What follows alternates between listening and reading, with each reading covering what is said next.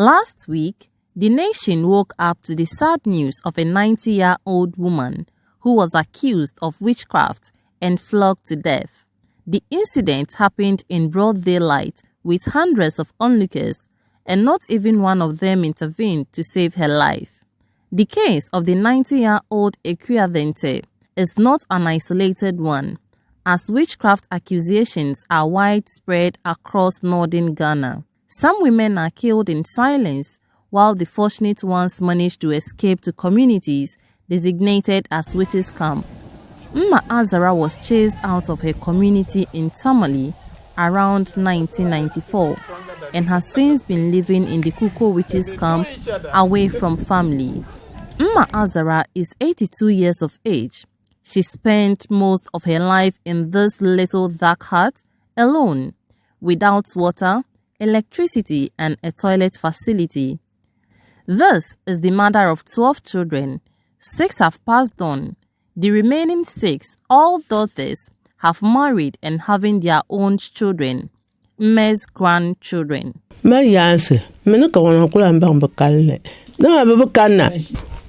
could be a woman, men by being a damn so sabby.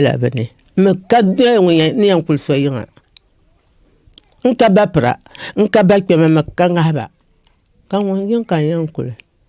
Mma, as I prefer to call her, was accused of witchcraft following the death of a relative in the early 90s, and in spite of the fact that several oracles proved her innocent, she continued to face victimization, discrimination, and threats. Then I believe like Kimball Matty key. Mamma Bannon, the dreadful man, a bantam of quite tongue manum, sir. Ningala swing, moving an old swabia. Babuquan. Nigahanam Bupi and I. Cababa young work, you can't get by your big personally. Miss Abby, you darling, you can't go to a bargain being obey, and go to a bargain young, cut it just so high.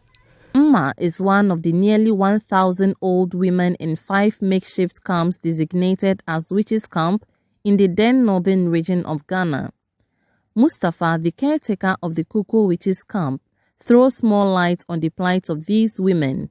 So we realize that cases that are intertwined, that are within the family of that particular woman, is difficult to reintegrate, to get her back to her community, because it's the same community, family members that reject her. And if we are going back to that same people to accept her back, it becomes difficult. We try to send her back, but we realize that her case is coming from her own family. So there's nobody within the family who is ready to accept her. One time we went to her home, and her own brother told us that she doesn't know anyone called Mpahawa as she's standing here. So cases of that sort is becoming very difficult, and it's on our neck. We don't know how to get them reintegrated. Kukuo is a rural community in the Nanumba South district of the northern region. Though small, it has gained popularity as a safe haven for alleged witches. Those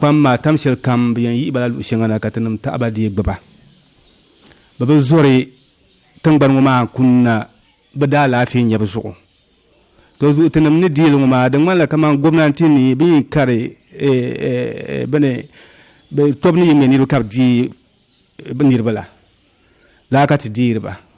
To me, dear Pim come Halkati and you to Tangban when he loves Soya and Tanoyano Kukule.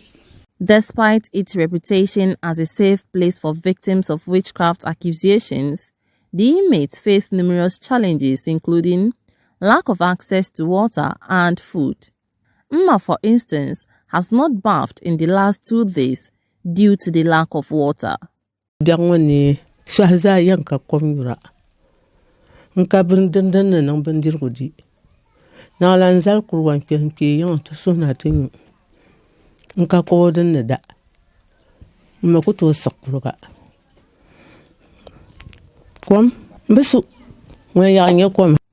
plight worsens whenever it rains, as sleep becomes a luxury during the rainy season. Her thatch roof leaks badly, forcing her to hold up in a small corner whenever it rains. The appalling conditions under which inmates of the Kukuo camp live means They often fall sick. From the chief's compound in the community, I gathered that malaria, pneumonia, and diarrhea are the major illnesses the inmates often present. I'm a woman. Can you be ma? Gal Sam Burma.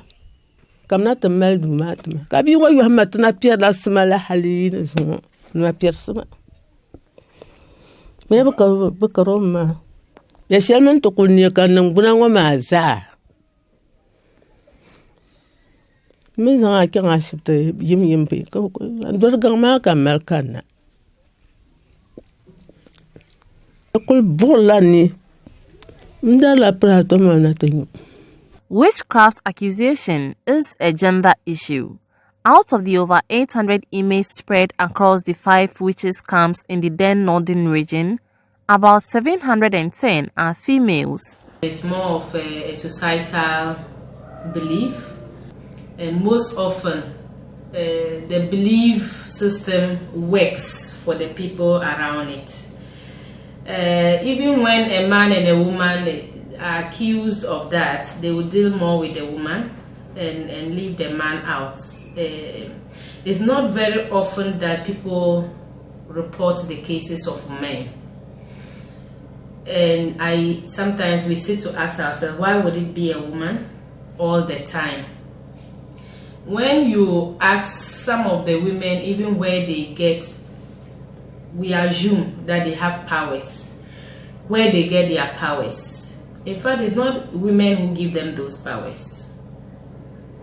But of course, when it comes to the end result, nobody gets back to whoever has given the powers, because the soothsayers and whoever they will go to get these powers from are men, but they are not accused. So we have always asked the question of, is it because they see them in dreams? And even if you see a man chasing you in a dream, is that not a wizard and all that? So for us, we have always thought about it to be more of the societal background of how we believe, our belief system of who a witch is. From the beginning, it looks like when you say a man is a witch, he's a powerful person.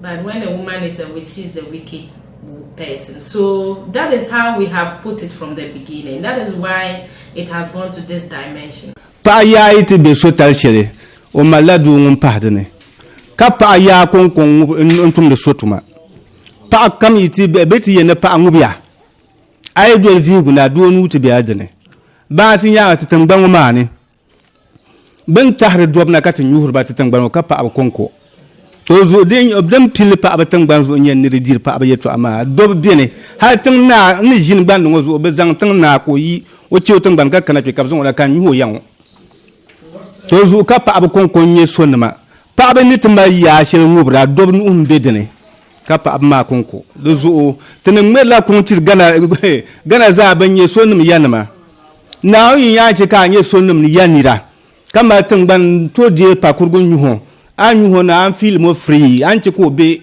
obe sochine dama an address o no la obla ngubra ka bon ci ga en zoro to zu ay kun yuho na an ci ko su do ya ko bi atan ban ma dir kanyura. But how does it feel to have a relative accused of witchcraft? I caught up with a victim who agreed to speak on anonymity.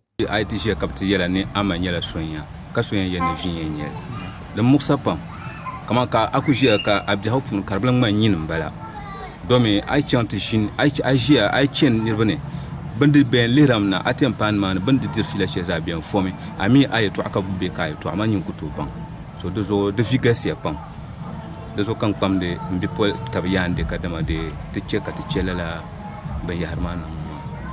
Belief in witchcraft is widespread across Ghana. However, in the northern region, there's very little tolerance for alleged witches. They are often tortured, killed, stigmatized and banished into camps under appalling conditions and stripped of their fundamental rights.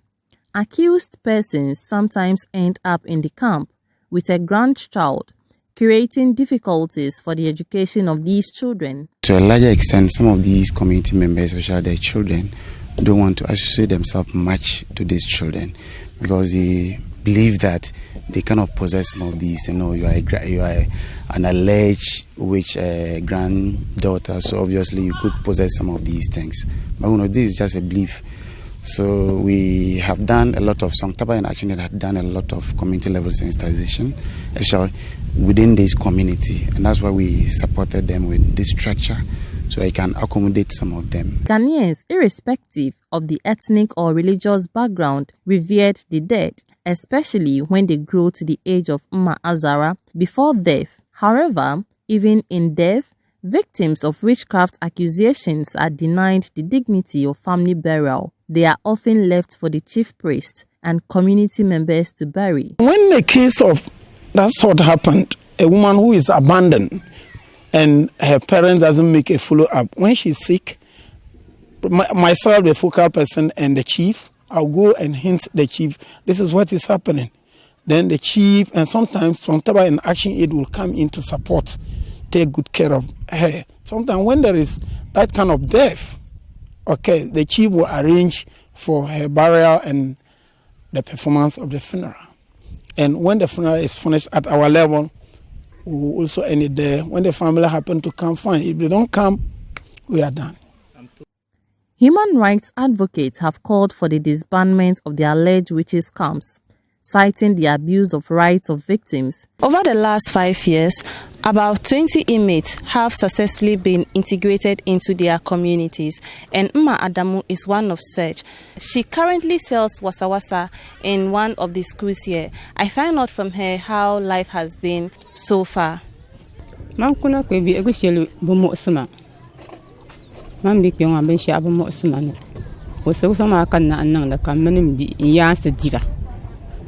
Yeto ashel kan so begang ma bengongo har sambane so begang bengo ma dina mo smanyela numbuno na kala fi man nang ma bu ma dina mbop matiya. Many more inmates wish to return home. However, the fear of being attacked, stigmatized, and possibly killed keeps them from entertaining such thoughts. Ghana's Ministry for Gender, Children and Social Protection was set up to, among other things, address human rights violations and to protect women and children. How has the ministry performed its role? We are trying to do something that is something that we discussed since this thing. Do something to the homes that exist. We call them the witch camp. But we are looking at why don't we rehabilitate that place and then, change that name, make it a situational ground, make sure that the mothers who live there, those that are far from town, at least you can do something and make them very happy. Because you move outside this country, there are homes that elderly people are. More elderly than ours. Nobody's called a witch, but they live there happily. Ghana is signatory to various conventions on human rights and is mandated to protect these women. Is the country doing enough to protect these women? I find out from Shraj. First, we try the sensitization, educating the people. Where we see that it is not, they are refusing to take the education, then we make the law come in. In this part of our country, now they make the accusation. It's one thing. Then the people coming to report is another. The reintegration committee, I mentioned that we are in a second roadmap. This issue of litigation is something that we discussed last year, and we said this year we will make sure that those who are refusing that a particular accused person living in the camp will not be reintegrated, we'll consider the possibility of prosecuting them, taking them to court. Yes, through the Commission on Human Rights and of course legal aid. As I leave Kukuo back to the comfort of my home in Tamale, my mind is not filled with only the thoughts of these forgotten women, but I am wondering who is going to be the next victim. For Citi News, my name is Dinah Ngon from Kukuo in the Nanumba South District of the Northern Region.